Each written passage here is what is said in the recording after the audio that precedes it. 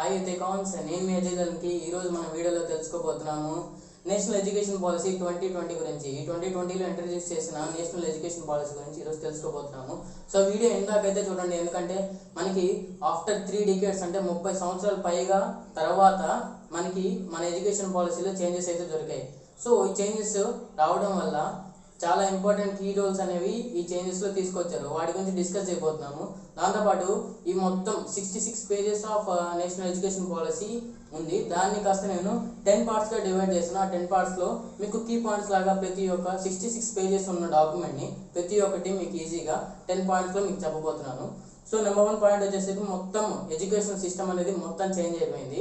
రాబోయే ఫ్యూచర్ జనరేషన్స్కి చాలా హోప్ఫుల్గా, అలాగే మనం ఎలాంటివి అయితే కోరుకున్నామో మన ఎడ్యుకేషన్లో అలాంటివన్నీ రాబోయే జనరేషన్స్కి అయితే చాలా ఎక్కువగా దొరుకుతున్నాయి.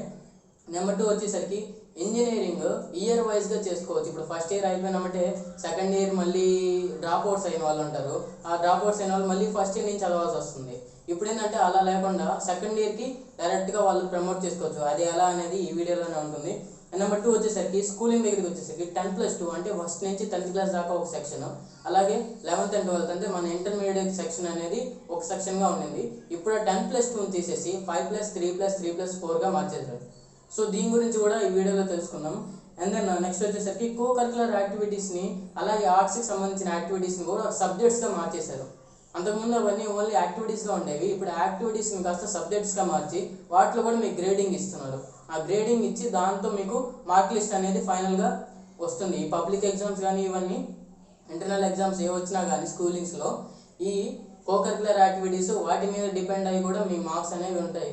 సో ఎప్పుడు థియరీ వైజ్గా లేకుండా దాంతోపాటు ఇది కూడా కలిసి ఉన్నాయి.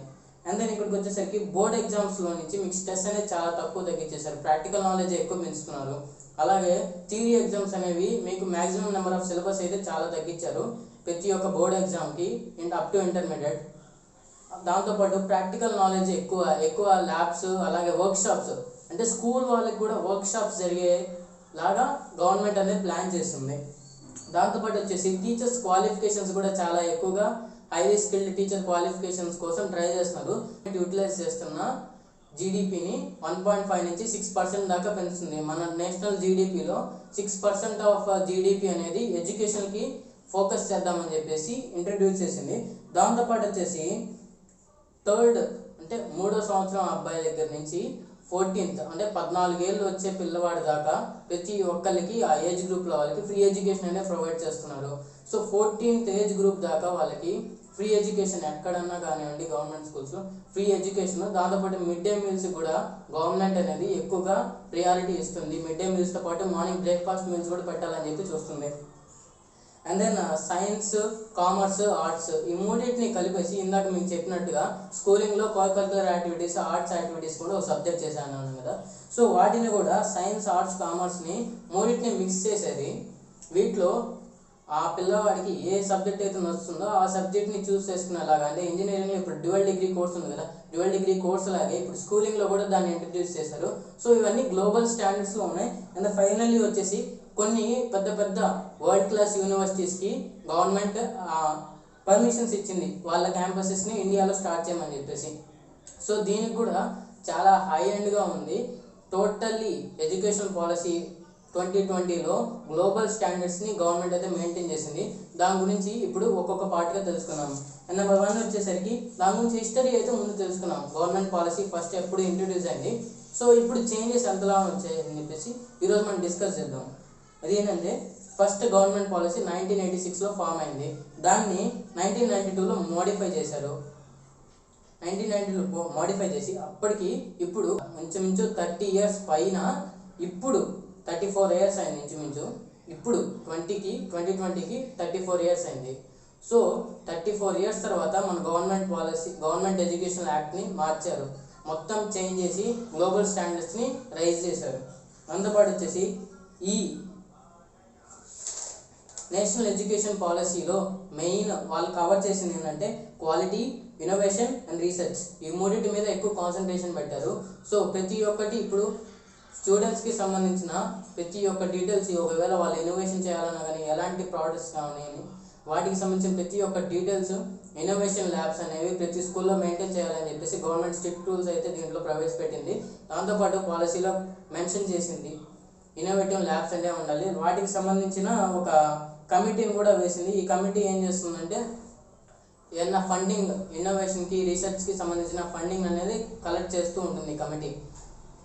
అండ్ దెన్ మెయిన్ ఇంకో ఏమైందంటే access, affordability, equality, quality and access, accessibility, ఈ 5 పార్ట్స్ అనేవి ఈ కొత్త ఎడ్యుకేషన్ పాలసీలో మెయిన్గా వాళ్ళు ప్రవేశపెట్టిన కీ రోల్స్ అని కూడా అనొచ్చు. ఈ 5 పార్ట్స్ అనేవి పిల్లర్స్ లాగా. దాంతోపాటు క్వాలిటీ, ఇన్నోవేషన్ అండ్ రీసెర్చ్ అనేవి మెయిన్ పిల్లర్స్ లాగా యాడ్ చేస్తాయి ఈ ఎడ్యుకేషన్ పాలసీలో అని చెప్పేసి కూడా మెన్షన్ చేశారు.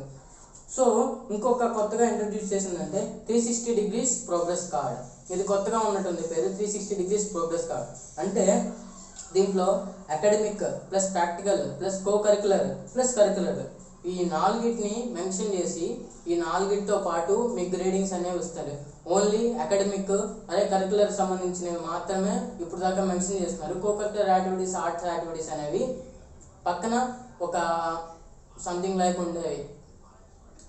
సో ఇప్పుడు వాటన్నిటిని మార్చేసి అకాడమిక్, ప్రాక్టికల్, కరికులర్ అండ్ కరికులర్ని ఈ 4ని కలిపేసి గ్రేడింగ్స్ అయితే ఇస్తున్నారు. వాటితో పాటు వాటికి కూడా ఒక సబ్జెక్ట్స్గా మార్చి వాటి గ్రేడ్స్, మార్క్స్ అనేవి ప్రొవైడ్ చేస్తున్నారు. ఇంకా యూజీసీ, ఏఐసిటిఈ, ఎన్సిఈటిఈ ఈ 3ని కలిపేసి మెర్జ్ చేసి హెచ్ఈసిఐ లాగా మాడ్యూల్ చేశారు. సో ఈ హెచ్ఈసిఐ అనేది ఒకటే బ్రాంచ్. ఏఐసిటిఈ, యూజీసీ, ఎన్సిటిఈ 3ని కలిపేసి హెచ్ఈసిఐ లాగా మాడిఫై చేశారు. హెచ్ఈసిఐలో మెడికల్ అండ్ లీగల్ సంబంధించిన కాలేజెస్ కానీ వాటికి సంబంధించిన బోర్డ్స్ కానీ ఎలాంటివి మిస్యూజ్ ఎలాంటివి చేంజ్ అయితే చేయలేదు. మెడికల్ అండ్ లీగల్ కాలేజెస్ మాత్రం సేమ్ యాజ్ ఇట్ ఈస్ ఇప్పుడు ఎలా ఉన్నాయో అలాగే ప్రాక్టీసెస్ అయితే ఉంటాయి. మిగతా సంబంధించిన ఇంజనీరింగ్, కోర్ సబ్జెక్ట్స్, డిగ్రీ సంబంధించిన ఎలాంటివి అన్నా కానీ హెచ్ఈసిఐ దగ్గరికి అప్రూవల్కి వెళ్తాయి. దాంతోపాటు వీళ్ళు ఎక్కువగా ఫోకస్ చేసింది, హెచ్ఈసిఐలో ఎక్కువగా ఫోకస్ చేసింది ఏమంటే రీసెర్చ్ అండ్ ఇన్నోవేషన్ మీద ఎక్కువ ఫోకస్ చేశారు. దాంతోపాటు ఇప్పుడు ఇంట్రడ్యూస్ చేసిన ఇంకొక కీ రోల్ ఏంటంటే ఇంజనీరింగ్ కాలేజ్లో మీరు ఫస్ట్ ఇయర్ అయిపోయినంటే maximum most of the students first year అయినంటే డ్రాప్అవుట్స్ అవుతున్నారు. డ్రాప్అవుట్స్ ఎందుకు అవుతున్నారు అని అంటే వాళ్ళు ఫైనాన్షియల్గా సంథింగ్ స్టేటస్ లేకపోతే అఫోర్డ్ చేయలేక ఫస్ట్ ఇయర్ అయిపోయినంటే డ్రాప్అవుట్స్ అవుతున్నారు. ఇప్పుడు గవర్నమెంట్ ఇంట్రడ్యూస్ చేసిన కొత్త కీ ఇష్యూ ఏంటంటే అకాడమిక్ బ్యాంక్ ఆఫ్ క్రెడిట్స్ అనేవి ఒక డిజిటల్ లాకర్ లాగా. ఈ డిజిటల్ లాకర్లో మీ యొక్క క్రెడిట్స్ మీరు ఫస్ట్ ఇయర్ అయిపోయిన తర్వాత మీ ఫస్ట్ ఇయర్లో ఎంత క్రెడిట్స్ ఉన్నాయో ఆ క్రెడిట్స్ని ఆ డిజిటల్ లాకర్లో సేవ్ చేసుకుంటారు. అలాగే మీరు 1 year పూర్తి చేసుకున్నందుకు 1 year డిగ్రీ అయితే ఇస్తారు. ఆ డిగ్రీని మీరు సేవ్ చేసుకొని తర్వాత నెక్స్ట్ ఇయర్ మళ్ళీ ఎప్పుడైనా జాయిన్ అవ్వాలని అనుకుంటే పర్టికులర్ టైమ్ ఆఫ్ పీరియడ్ ఇంకా అనౌన్స్ చేయలేదు మనకి. ఈ టైం పీరియడ్ లోపల మీరు మళ్ళీ సెకండ్ ఇయర్కి వెళ్ళిపోవచ్చు అని చెప్పేసి ఆ టైం లోపల వాళ్ళు మళ్ళీ సెకండ్ ఇయర్కి డైరెక్ట్గా కంటిన్యూ అవ్వచ్చు. అంటే ఫస్ట్ ఇయర్ మళ్ళీ చదవకుండా డైరెక్ట్గా సెకండ్ ఇయర్కి కంటిన్యూ అవ్వచ్చు ఈ అకాడమిక్ బ్యాంక్ ఆఫ్ క్రెడిట్స్ ద్వారా. దాంతోపాటు ఈ అకాడమిక్ బ్యాంక్ ఆఫ్ క్రెడిట్స్కి ఇంకొక మెయిన్ యూసేజ్ ఏంటంటే ఇప్పుడు ఎవరైనా పిల్లలు ఎవరైనా స్టూడెంట్స్ ఉన్నారో వాళ్ళు ఫస్ట్ ఇయర్లో సంథింగ్ కోర్ సబ్జెక్ట్ తీసుకున్నారు, కాకపోతే వాళ్ళకి అది సబ్జెక్ట్ అంత ప్రిఫరబుల్ కాలేదనిపించింది. సో నెక్స్ట్ వాళ్ళు ఇంకేమైనా బ్రాంచ్కి షిఫ్ట్ అవ్వాలి అని అన్నప్పుడు ఈ అకాడమిక్ బ్యాంక్ ఆఫ్ క్రెడిట్స్ని వీళ్ళకి ఫస్ట్ ఇయర్లో వచ్చిన క్రెడిట్స్ని కలుపుకొని ఫస్ట్ ఇయర్లో ఉన్న క్రెడిట్స్ని వాళ్ళకి ఏ కోర్స్ అయితే కావాలనుకున్నారో ఆ కోర్స్కి ఆ క్రెడిట్స్ని షిఫ్ట్ చేసేసి ఇప్పుడు ఇది మ్యాక్సిమం యూనివర్సిటీస్కే ఉంది, యూనివర్సిటీస్ నుంచి ఇప్పుడు కాలేజ్ దాకా వచ్చింది. ఈ క్రెడిట్స్ని ఆ కోర్ బ్రాంచ్లోకి షిఫ్ట్ చేసేసి వాళ్ళ స్టడీస్ని ఎలాంటి మళ్ళీ డిస్టర్బెన్స్ లేకుండా కంటిన్యూ అయ్యేటట్టుగా ఈ అకాడమిక్ బ్యాంక్ ఆఫ్ క్రెడిట్స్ అనేది చూస్తుంది. దీంతో పాటు ఇందాక చెప్పినట్టుగా ఫస్ట్ ఇయర్ అయిపోయినంటే మీకు ఒక డిగ్రీ సర్టిఫికేట్ ఇస్తారు. And then 2 years first year అయిపోయినామంటే మీకు సెకండ్ ఇయర్ కోర్స్ కంటిన్యూ అవ్వచ్చు. ఇప్పుడు 2 years డిగ్రీకి అయితే మీకు కంప్లీట్ 2 years డిగ్రీ బీటెక్లో కానీ డిగ్రీ 2 years కంప్లీట్ చేశారంటే మీకు డిప్లొమా సర్టిఫికేట్ అయితే దొరుకుతుంది. And then 3 years degree complete చేశారంటే మీకు బ్యాచిలర్స్ డిగ్రీ అయితే దొరుకుతుంది. అండ్ 4 years డిగ్రీ కంప్లీట్ చేశారంటే మీకు 4 year ఫుల్ డిగ్రీ అయితే దొరుకుతుంది. సో అండ్ దెన్ తర్వాత ఇంకొక కీ ఇష్యూ ఏంటంటే వాళ్ళు రీసెర్చ్ మీద ఎక్కువ ఫోకస్ చేశారు. ఎంటెక్ కానీ, ఎంఎస్ కానీ, ఎంసీఏ కానీ, వీటికి ఎంటెక్ కానీ, ఎంఎస్ కానీ బీటెక్లో. అండ్ దెన్ నెక్స్ట్ వచ్చేసరికి మిగతా ఎలాంటివి ఇవన్నీ డిగ్రీ కోర్సెస్ ఉన్నాయి కదా, ఈ డిగ్రీ కోర్సెస్ సంబంధించిన డీటెయిల్డ్ రివ్యూ అయితే ఇచ్చారు. అది కూడా ఏంటంటే ఈ 3 years డిగ్రీ కోర్సెస్ అయిపోయిన తర్వాత మీరు చేయాల్సిన ఇంకొక కీ రోల్ ఇష్యూ ఏంటంటే ఆ డిగ్రీ కోర్సెస్కి మీకు రీసెర్చ్గా ఎక్కువగా వెళ్ళాలని అనుకుంటే 1.5 to 2 years మాత్రమే, 1.5 year మ్యాక్సిమం 1.5 year మీకు మాస్టర్స్ కోర్స్ అయితే ఉంటుంది. సో ఇది ఇంకో కీ ఇష్యూ. అండ్ తర్వాత వర్చువల్ ల్యాబ్స్ అనేవి ఇంట్రడ్యూస్ చేశారు. ఇప్పుడు ప్రస్తుతానికి ఐఐటీస్లో, ఎన్ఐటీస్లో, అలాగే మ్యాక్సిమం యూనివర్సిటీస్లో, డీమ్డ్ యూనివర్సిటీస్లో వాటిలో వర్చువల్ ల్యాబ్స్ అయితే ఉన్నాయి. సో మళ్ళీ వాటిని ఏ అయితే కాలేజెస్ లేవో ఆ కాలేజెస్లో మళ్ళీ ఆ వర్చువల్ ల్యాబ్స్ని ఇంట్రడ్యూస్ చేయడానికి శ్రీకారం అయితే చుట్టారనుకోవచ్చు. సో ఎందుకంటే ప్రాక్టికల్ నాలెడ్జ్లో, ప్రాక్టికల్ ల్యాబ్స్లో ఎక్కువ చేయాలి అని అనుకున్న ముందు వర్చువల్గా వాటిని ఎలా ప్రిపేర్ చేస్తారని చెప్పేసి ఒక ఐడియా ఉండాలి. కాబట్టి వర్చువల్ ల్యాబ్స్ కూడా ఇంట్రడ్యూస్ చేద్దామని చెప్పేసి గవర్నమెంట్ అయితే తీసుకుంది. తర్వాత ఇంకొక కీ ఇష్యూ ఏంటంటే ప్రైవేట్ కాలేజ్ ఫీజు అనేవి క్యాప్ పెట్టేసింది. ప్రైవేట్ కాలేజ్ ఫీజు ఎలా అంటే అలా పెంచకుండా వాటికి సంబంధించిన ఒక కౌన్సిల్ని అపాయింట్ చేసింది. ఈ కౌన్సిల్ ఏంటంటే ఆ కాలేజీకి సంబంధించి ఫీ ఎంత ఉండాలని చెప్పేసి డిటర్మైన్ చేసే కౌన్సిల్. ఈ కౌన్సిల్ ఏంటంటే వాళ్ళ కాలేజీకి సంబంధించిన ఎక్విప్మెంట్ వాటికి సంబంధించి ఆ కాలేజ్కి ఫీ అనేది అలకట్ చేస్తుంది.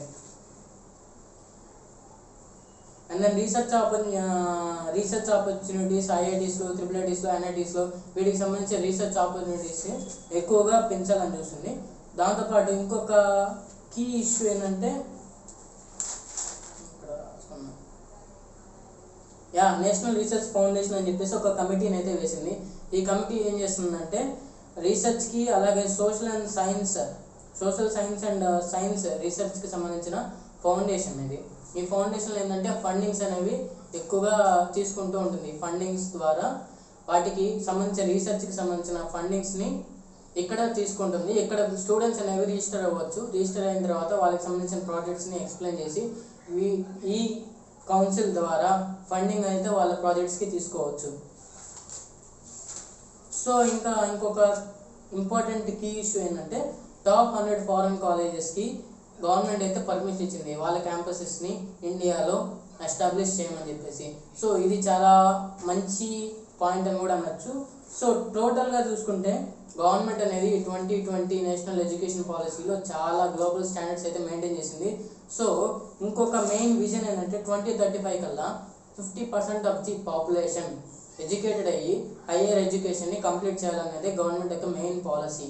సో ఇది 2014లో మోడీస్ గవర్నమెంట్ వచ్చిన తర్వాత అఫిడవిట్లో ఇచ్చిన కీ పాయింట్.